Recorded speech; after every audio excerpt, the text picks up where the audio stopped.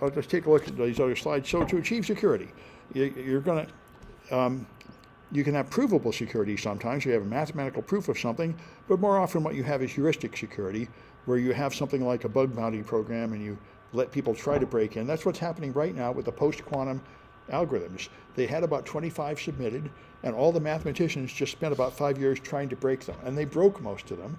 And the ones that they don't break, they just say, okay, those are the strong ones.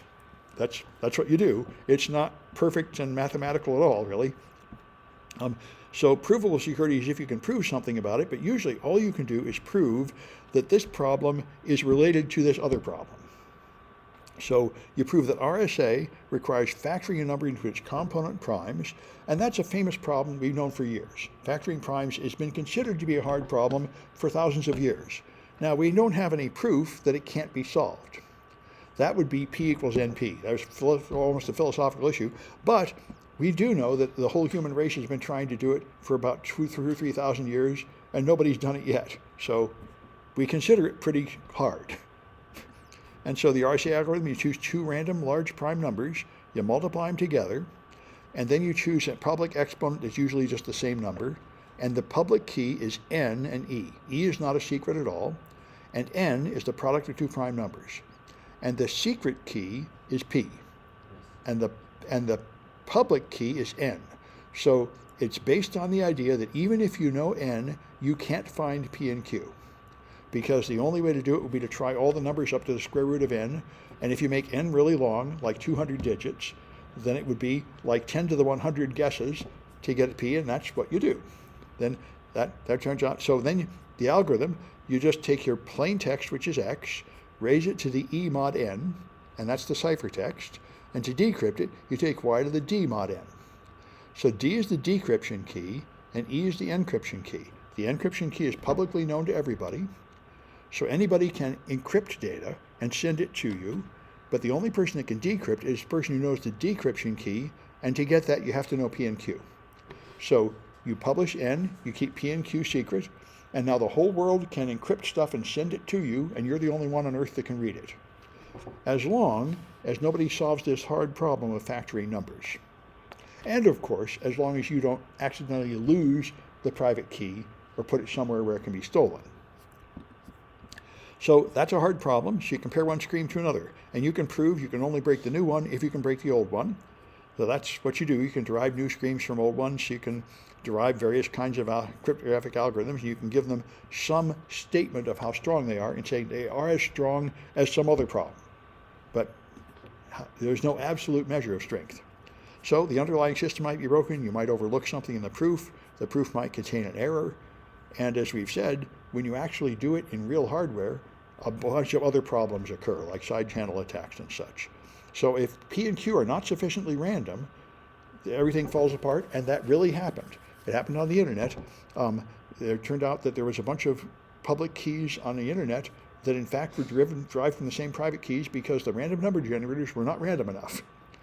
And like I say, side channel attacks might reveal the key because something like the radio waves or power consumption leaks out information. This tends to happen. And of course, the most common mistake, of course, is that humans just implement it incorrectly. And that's what motivated me to teach this course. I analyzed hundreds of Android apps, and almost all of them implemented cryptography incorrectly. So the encrypted stuff was easy to get into because they just didn't understand the algorithms and how to do it. And that's what I said. Obviously, developers are not getting taught cryptography, and neither are their managers, and it's not that hard. The proofs might be hard, but just learning how to use the simple algorithms correctly is not that hard. So I said it's worth teaching a course to try to spread this knowledge around. So this is heuristic security. Most symmetric ciphers don't have a security proof. All they have is skilled people have tried to break it and failed. So it would sure be nice to have a stronger foundation to trust it than that, but that's all we have. So you can define a security margin. What you do is you modify the algorithm to make it simpler and find out how many rounds you can crack, and then you have some measure of the security margin. This is a common thing. You make a weaker version you can crack, and then you say, well, it has 5 more cycles than that. So the security margin is 5. We can only, and we'll see that, like AES has, I think, 10 rounds. And if you only had 5 rounds, they could crack it. So you have a security margin of 5 rounds there, some kind of measure of how far from what we can crack to what you're using. So some guess of like how likely it is that somebody's going to crack it. So AES is the best known algorithm. It has 3 sizes, 128, 192, and 256 bits, and it rounds 10, 12, and 14 rounds. So in the case of 128, there is no known attack that's faster than 2 to the 128. But in 192 and 256, they found weaknesses so they can crack them in 2 to the 176 and 2 to the 119 time. Notice 256 is technically even less secure than 192. So that's an issue. But the attack only breaks 11 rounds of AES 256. Nobody can crack the full AES 256 that has 14 rounds. So this is what they do. They make weaker versions of it and crack them. And then you have some measure of how far are we beyond the current state of the art. And all these are just theoretical findings because you can't even do 2 to the 100 calculations. So when they prove that AES 256 has only got 119 bits of security instead of 256, it doesn't really matter because both of those are impossible. But it does mean that it hasn't really lived up to its perfect mathematical goal of giving you 256 bits of security. So yeah, this is a kind of measurement of your margin, which is kind of sloppy, you know. Right, and because of this sloppiness, Yeah. okay, there is the possibility that the AES 128 has less flaws, less, what do you say? Is less vulnerabilities, less flaws Yeah. that the 191 and 256 is better implemented. Apparently, it's a different. The algorithm is slightly different. It's not the implementation. This is just a mathematical proof. This is just doing the math. But if it is only the math, the higher the number of bits, the more secure, the stronger should be. Well, apparently, there's some difference in the algorithm, and they found a flaw in 128, although only in less rounds, though. So 256 with 11 rounds, I think, they found that they could crack it in less than brute force attack. But the full rounds, there's no way to do it without the brute force attack. Oh. So that's one measure of the security margin. Okay. Yeah, that's right. Thank you. So, yep, good. So anyway, you have ways to generate keys. One way to generate keys is randomly, just using a random number generator. The other is take a password and turn it into a key. Another way is have a key agreement protocol where 2 people at different ends negotiate and create a key. That's what Diffie-Hellman does. So symmetric keys are just random numbers. 128-bit key, you just generate a 16-byte random number. That's all you need. For asymmetric keys, like RSA, you have to do a key generation algorithm because the key is not just random. For RSA, you have to find a prime number and then find another prime number, and there is no algorithm to find a prime number that works in any fancy way. All you can do, there are algorithms to test a prime number and see if it's prime. So what you do is you guess a random number, and then you test to see if it's prime, and then you guess another, and you keep doing that until you find a prime number. That's what you do. And it can take a lot of guesses to find a prime number. So if you take a look at it in Python, I should be able to do this. Let me just try it. I got a Python here. If I run Python 3, okay, let's see if I can import that library. There might be like from crypto.public key import RSA. Oh, good. Okay, so key. To make a key, I can generate a key that is, say, let's do 2024. That's what we all used for a while. Okay, it generated right away. Now let's try 2048. That took about a second. 4096, 1, 2, okay, 8192. It's taking a lot longer each time you make it bigger. And that's why I say you don't want to just use a huge key all the time, because this is getting to be a while. It's going up with something like the square or the cube of the size. In fact, it's still going. This 8192 is taking like 30 seconds. So that would really annoy you if you try to open a web page and it has to chug away for 30 seconds just to get the math going.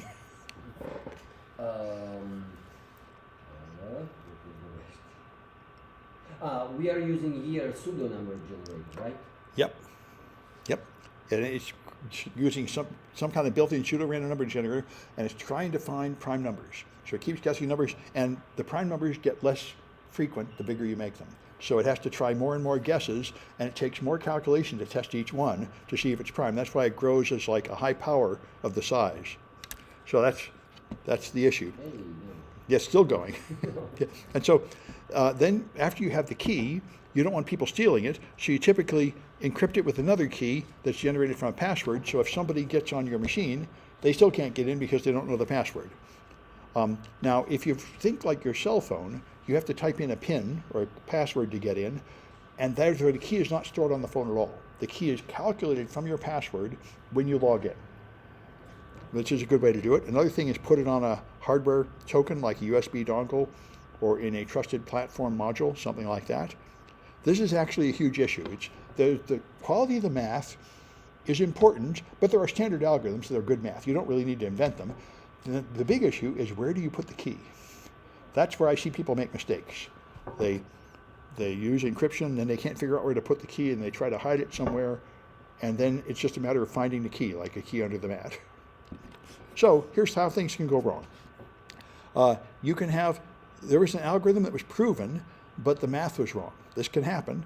The paper had a mathematical error, so the proof was shown to be incorrect, but it turned out that the implementation was in fact secure, even though there was an error in it.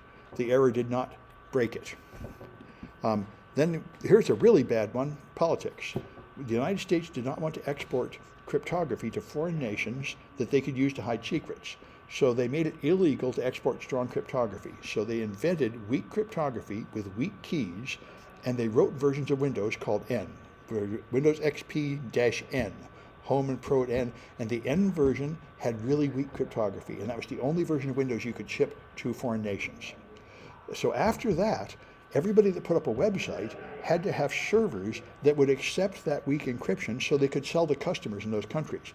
They hadn't thought this through. Once you had created a population of machines using weak cryptography, then every commercial business had to accept that weak cryptography, or they wouldn't be able to sell to those customers.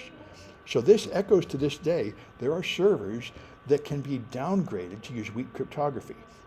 If you're a man in the middle, you can intercept the traffic, and you can lie to the server, say, oh no, I'm running Windows 95. You better use a 40-bit key. And the servers will do that because they want to be able to reach people that are running export-grade machines.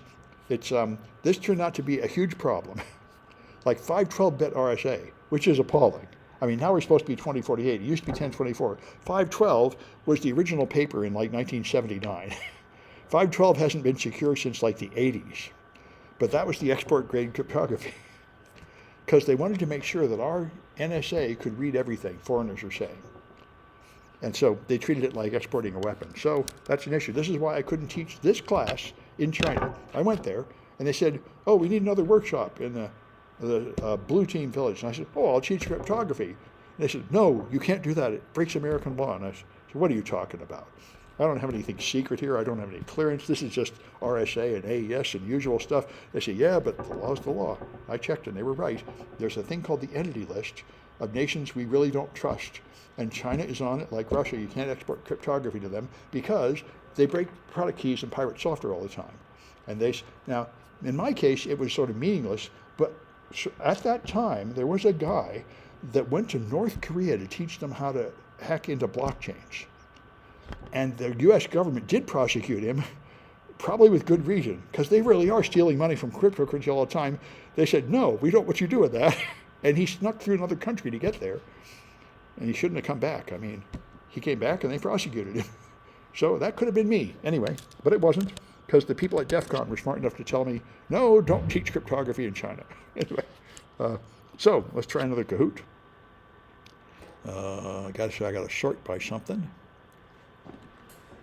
And then there should be a 3B somewhere. All right, let's try sorting the other way. There it is, 3B. All right.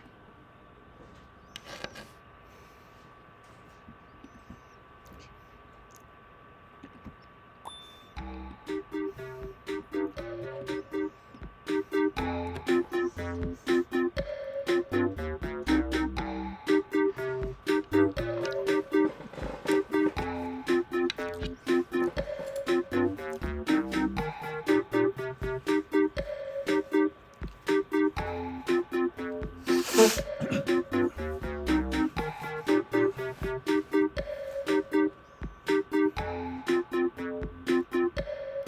right. I think there were only 4 people last time. Let's see.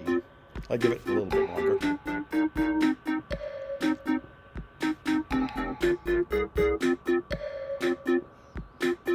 All right.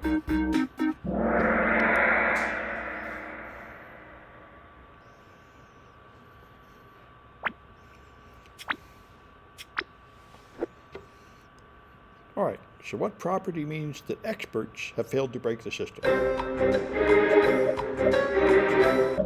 That's heuristic security. That's what it means. For what it's worth, that's all we ever really have.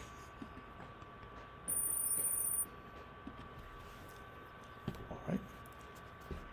Which number has to be secret in RSA?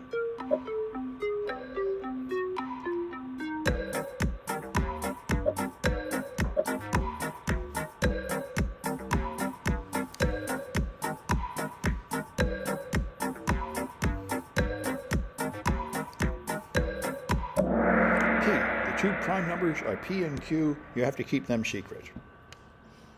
N and E are the public key. Those do not need to be secret.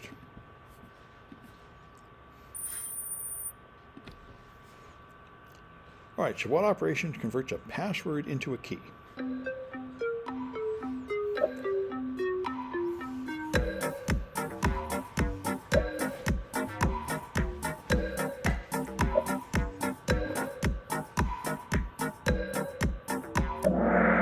That's key derivation. And basically, you just do it by hashing. Anyway.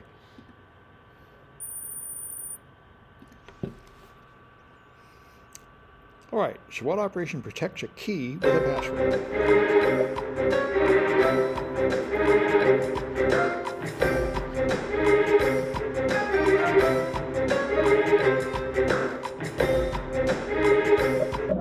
That's called key wrapping. You encrypt the key with another key that comes from a password, so it has another layer of defense. All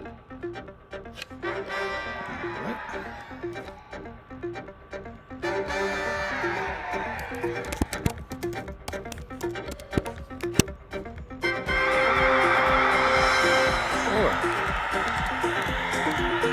Let me stop this one.